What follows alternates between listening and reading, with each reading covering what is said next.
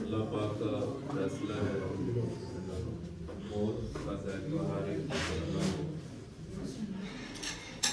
اور قیامت کے دن اعمال کا بدلہ ضرور دیا جائے گا اور کامیاب ہوگا وہ شخص جس کو اللہ پاک دوزخ کی آگ سے بچائیں گے اور جنت میں داخل کریں گے۔ اور فرمایا کہ یہ جو دنیا کی زندگی ہے یہ دھوکے کا گھر ہے۔ حضرت آدم علیہ السلام سے لے کر آج تک اور آج سے لے کر قیامت تک اللہ پاک کا یہی نظام ہے کہ جو دنیا میں آیا ہے اس کو اس دنیا سے جانا ہوگا۔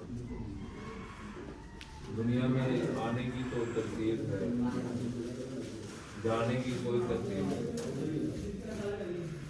بس اوقات دادا ہوتا ہے دنیا میں پوتا بہت ہو جاتا ہے، اور بس اوقات پوتا ہوتا ہے دادا بہت ہو جاتا ہے۔ موت تو زندگی کے ہر حصے میں موجود ہے، بچہ بھی، جوان بھی، بوڑھا بھی، کسی آدمی کی کوئی گارنٹی نہیں ہے۔ کسی سے پوچھا جائے کہ زندگی کتنی ہے، بچہ بتائے گا 5 سال کم و بیش، جوان بتائے گا 20-25 سال، بوڑھا بتائے گا 50-60-70 سال کم و بیش۔ اور پوچھا جائے باقی کتنی ہے تو سب کا ایک ہی جواب ہوگا، پتہ نہیں۔ بچہ بھی کہے گا پتہ نہیں، جوان بھی کہے گا پتہ نہیں، بوڑھا آدمی بھی کہے گا پتہ نہیں۔ گویا جو گزر گئی بس وہی زندگی ہے، باقی تو مہلت ہے۔ ایک سانس اندر کا ہے، ایک سانس باہر کا ہے، بس یہی وقت۔ بچہ پیدا ہوتا ہے تو ایک کان میں اذان ہوتی ہے، دوسرے میں اقامت ہوتی ہے۔ جب اذان ہو چکی اور اقامت ہو چکی تو پھر اس کے بعد کیا ہے؟ نماز ہی ہے۔ تو بس اتنی وقت کی زندگی ہے، اذان بھی ہو چکی ہے، اقامت بھی ہو چکی ہے سب کے کانوں میں، ہر مسلمان۔ اب باقی کیا ہے کچھ پتہ نہیں، یہ صرف اللہ پاک کے علم ہے۔ دنیا میں آدم علیہ السلام سے لے کر حضرت محمد مصطفیٰ صلی اللہ علیہ وسلم تک کم و بیش 1,24,000 انبیاء علیہ السلام آئے۔ ان سب کا پہلا موضوع یہ تھا کہ اے دنیا کے انسانوں، دنیا میں نہیں رہنا، آخرت میں جانا ہے۔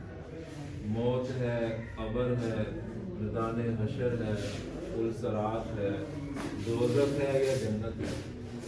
تیسرا کوئی ٹھکانہ نہیں کہ جہاں آدمی چھپ جائے، بھاگ جائے، دوڑ جائے۔ جو مانتا ہے اس کو بھی اس طرح جانا ہوگا، جو اللہ کو نہیں مانتا اس کو بھی جانا ہوگا۔ اللہ کے انکار کرنے والے تو پیدا ہوئے مگر موت کا انکار کرنے والا کوئی پیدا نہیں ہوا۔ نمرود آیا، اس نے خدا کو نہیں مانا، فرعون آیا، اس نے خدا کو نہیں مانا، مگر موت کو وہ بھی مانتے تھے کہ مرنا ہے۔ تو پہلا سبق انبیاء علیہ الصلوۃ والسلام کا کہ دنیا فانی ہے، آخرت کی زندگی ابدی ہے، ہمیشہ کی۔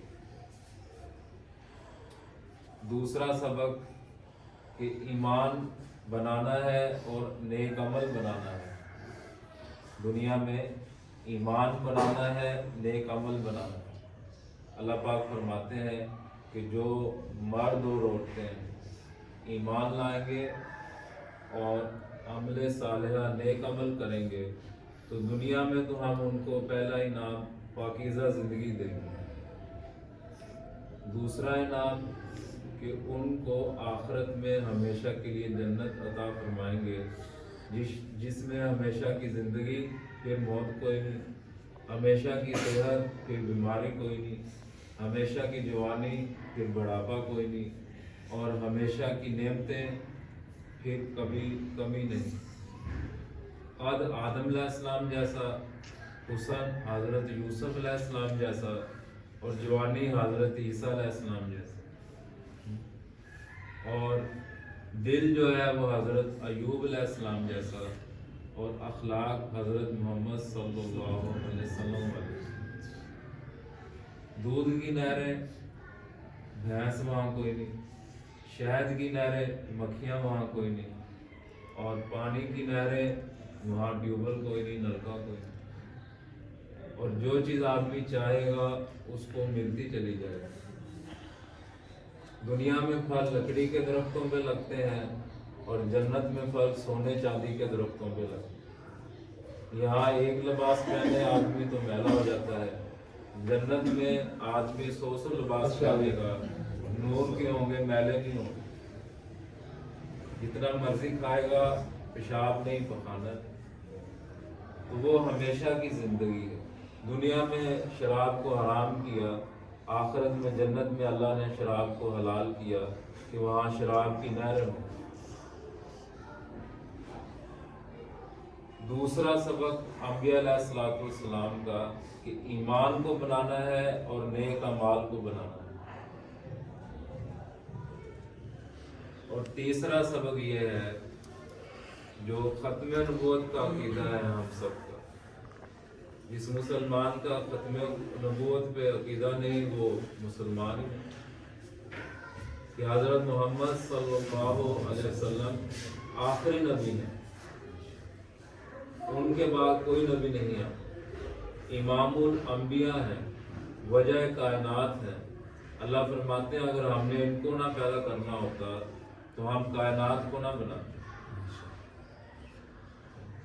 ان کی وجہ سے یہ سارا نظام سجایا گیا ہے، کائنات کے دولہ ہیں۔ جنت سب نبیوں پہ حرام ہوگی جب تک محمد صلی اللہ علیہ وسلم جنت میں نہ چلے جائیں۔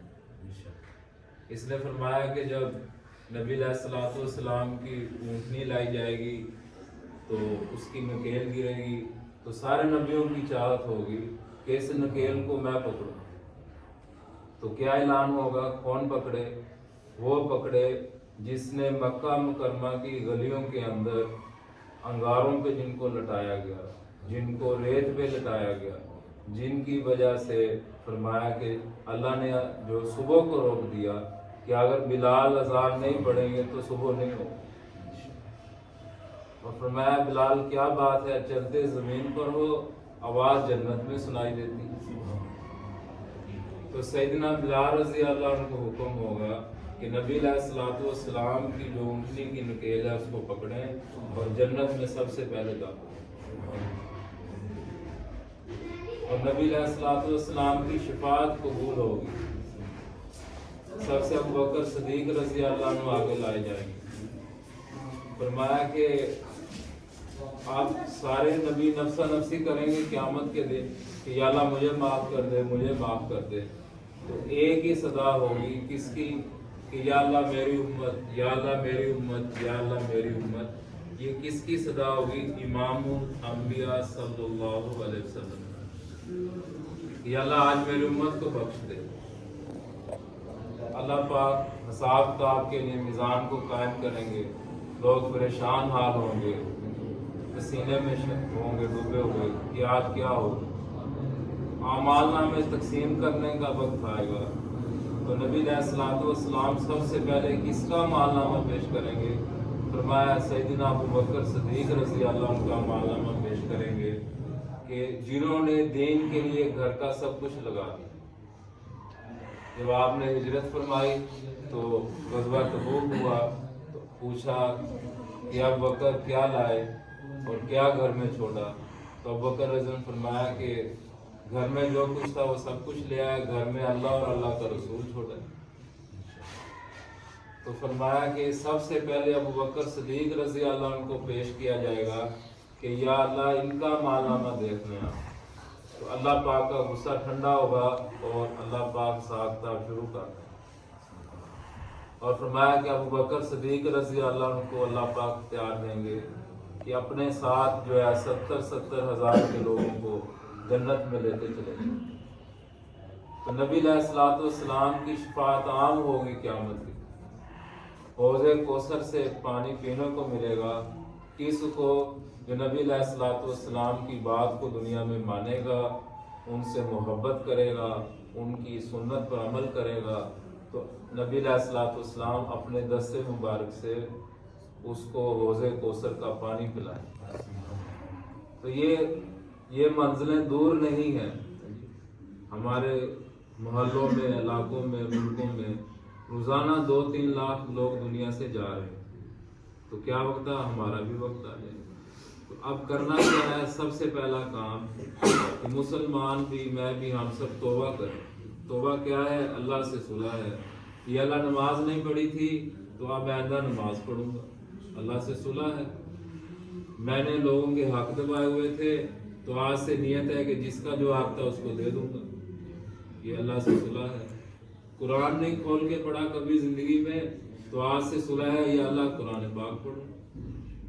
نبی علیہ الصلوۃ والسلام پہ درود شریف بھی نہیں پڑھا, ان کی وجہ سے کائنات بنی, ان کی دعاؤں سے مسلمان ہم بنے, تو آج سے میں درود شریف کی تسبیح پڑھوں گا. جن پہ زکوٰۃ تھی انہوں نے زکوٰۃ نہیں دی, توبہ کیا ہے کہ زکوٰۃ دوں. جن پہ حج فرض تھا حج کے لیے نہیں گئے تو اپنے مال کا حساب لگا کے حج فرض ہے تو حج کے لیے جائیں گے. تو توبہ کیا ہے کہ جو عمل میرے ذمہ ہے وہ شروع کر دینے ہیں اور اللہ سے معافی مانگنی. تو اللہ فرماتے ہیں کہ جس نے مجھ سے صلح کر لی اس کے سارے گناہ نیکیوں میں نے تبدیل کر دی. تو ختم نبوت کی وجہ سے کہ نبی قیامت تک کوئی نہیں آنا, ہر مسلمان کی ذمہ داری ہے کہ خود اپنا ایمان بنائے, اپنی نیکی کرے اور ہر مسلمان کو ایمان بنانے کی اور نیکی کرنے کی دعوت دے. شروع کہاں سے کرے؟ سب سے پہلے جو اس کے ماتحت ہیں, اپنا گھر ہے, بیوی ہے, بچے ہیں, گھر میں بہنیں ہیں, ماں باپ ہیں, تو گھر کے سربراہ کے ذمہ ہے سب سے پہلے ان کی فکر کرے. گھر میں سارے نمازی بنے, گھر میں سارے جو ہے قرآن پڑھنے والے بنے, بچوں کی دینی تربیت کی جائے. تو اللہ پاک سے صلح کرنے کی ضرورت ہے. دنیا پہ جتنے حالات ہیں وہ مسلمانوں کی وجہ سے ہیں. مسلمان اچھے عمل کرے گا اللہ حالات اچھے کر دے گا. مسلمان کے عمل بگڑیں گے تو ساری دنیا میں حالات بگڑ جائیں. اور یہ ہے کہ حقوق کی ادائیگی ہے, جو میراث ہے اس کو سب سے پہلے بہنوں کا حق ادا کیا جائے, بیٹیوں کا حق ادا کیا جائے. کہ اللہ پاک نے قرآن پاک میں اسی ترتیب کو رکھا ہے کہ مرد کو کتنا دو جتنا دو عورتوں کو دے. تو عورت کا نام پہلے لیا ہے, اس لیے جب بھی میراث تقسیم ہو, وراثت تقسیم ہو, تو یہ نہیں ہے جی بہن نے کہہ دیا کوئی بات نہیں تو خود ہی تقسیم, بیٹوں نے آپس میں تقسیم کر لیے. تو بہت بڑی وعید ہے, بہت بڑا عذاب ہے کہ بہنوں کا حق دبا گئے تو جنت میں داخلہ نہیں ملے گا. اس لیے بہنوں کا حق ان کو دیا جائے, اور جو ہے بیوی ہے اس کو بھی حق دیا جائے, بیٹے ہیں پھر اپنا بیٹے بھی حق دیں. شریعت کے مطابق میراث تقسیم ہے. ویسے ہی نہیں. تو اس لیے بھائیوں بزرگوں اور دوستوں، ہم سب نیت کریں کہ ہم اپنی زندگی میں انشاءاللہ دین اسلام کو مکمل لائیں گے. جتنا ہے اللہ کا شکر ادا کریں اور پوری امت کو اس کے لیے تیار کریں. اس کے لیے سب کی نیت ہے نا. تو ہمارے محترم اور خان صاحب، ان کی زندگی ماشاءاللہ دین کے اوپر گزری کہ آخری دم تک بے ساختیوں کے ساتھ مسجد میں جاتے تھے. اور الحمدللہ جماعت میں بھی، تبلیغ میں بھی ہار مہینے کے لیے سے روزے میں جاتے رہے کہ یہاں تک کہ وضو خانے میں گر گئے. وہاں سے ان کو چوٹ لگی، اللہ کا نظام ہے، پھر عذر پیش آ گیا، پھر مسجد میں نہ جا سکے اور پھر یہ جماعت میں بھی نہ جا سکے. اس لیے فرمایا کہ جو صحت کی حالت میں آدمی عمل کرتا ہے تو اس کا اجر اللہ پاک بیماری کی حالت میں اس کو پورا ہی دیتا ہے. تو بہت اچھی زندگی انہوں نے گزاری. تو لوگوں کے لیے راہ ہے. اعتکاف میں بھی بیٹھتے رہے اور مسجد میں انہوں نے تکبیر اولیٰ کا اہتمام رکھا کہ اذان سے پہلے داخل ہو جائے. اور کبھی ہم نے نہیں دیکھا کہ اذان سے پہلے مسجد میں نہ ہو. ظہر میں پہنچتے اور عشاء کے بعد گھر واپس آتے. کوئی بات ہوتی ایسے بس کہہ لیتے، پھر دل میں کوئی بات نہیں. تو ماشاءاللہ اللہ تعالیٰ ہم کو جنت کا، ان کی قبر کو جنت کا باغ بنائے، جنت الفردوس میں ان کو اعلیٰ مقام عطا فرمائے، ان کے اولیاء کو صبر جمیل عطا فرمائے. تو اللہ تعالیٰ جی جیسے انہوں نے دین پہ زندگی گزاری، ان کے گھر والوں کو بھی ویسے توفیق عطا فرمائے. تو اللہ تعالیٰ سے ہم انشاءاللہ دعا کرتے ہیں. تو سورہ فاتحہ بھی پڑھ لیں سال ثواب کے لیے، اور چاروں پوری جو ہے سورہ اخلاص بھی پڑھ لیں اور انشاءاللہ دعا کرتے ہیں.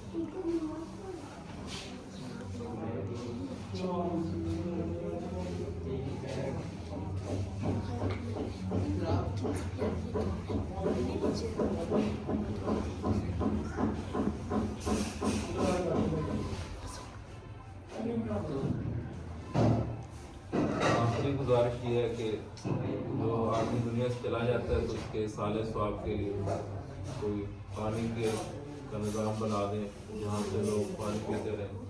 تو مسجد کی توفیق ہے تو کوئی مسجد بنا دیں، تو مدرسے کی توفیق ہے تو مدرسہ بنا دیں، یا ان کے لیے کوئی کچھ ہدیہ ہے، رقم ہے کہ وہ کسی کے مدرسے میں اس طرح کہ سال ثواب کے لیے کچھ نہ کچھ ایسا نظام بنا دیں کہ جب تک وہ وہاں عمل ہوتا رہے اس کا ثواب ان کو ملتا ہے.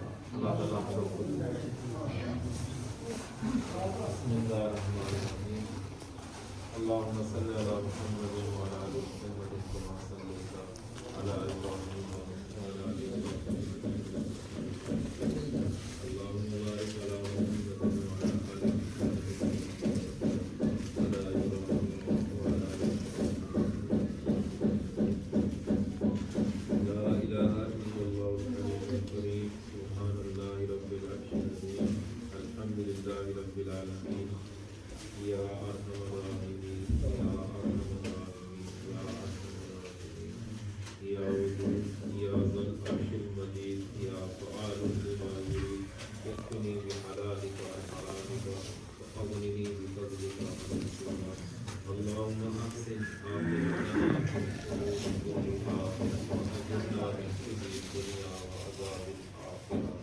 ربنا آتنا فی الدنیا حسنة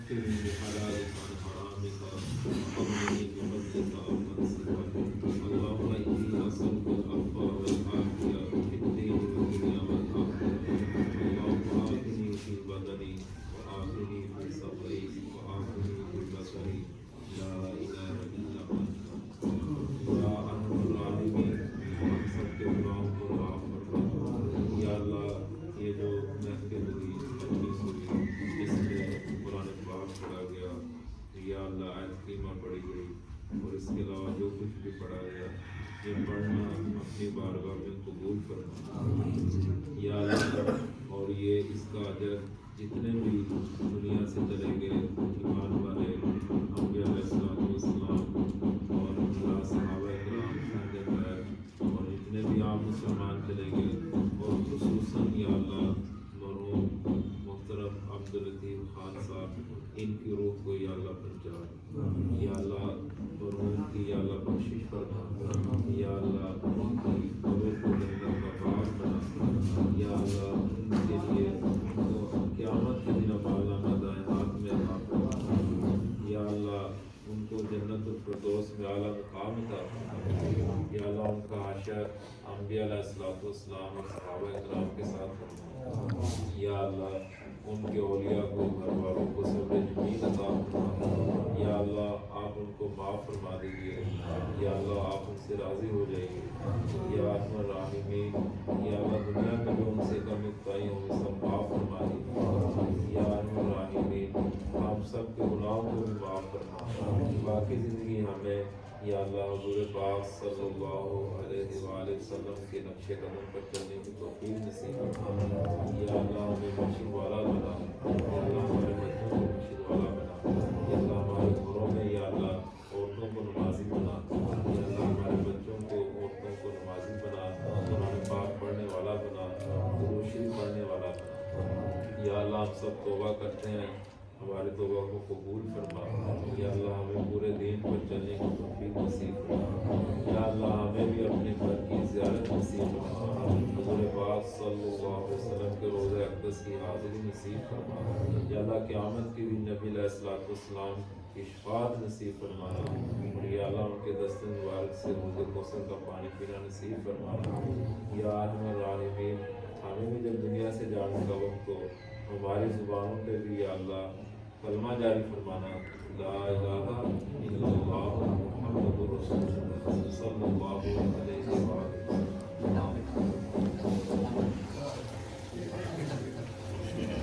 ہم لوگ بیٹھے رہے کھانے کا انتظام ہے کسی کا کوئی حافظ میں ہے دو سلطانوں کے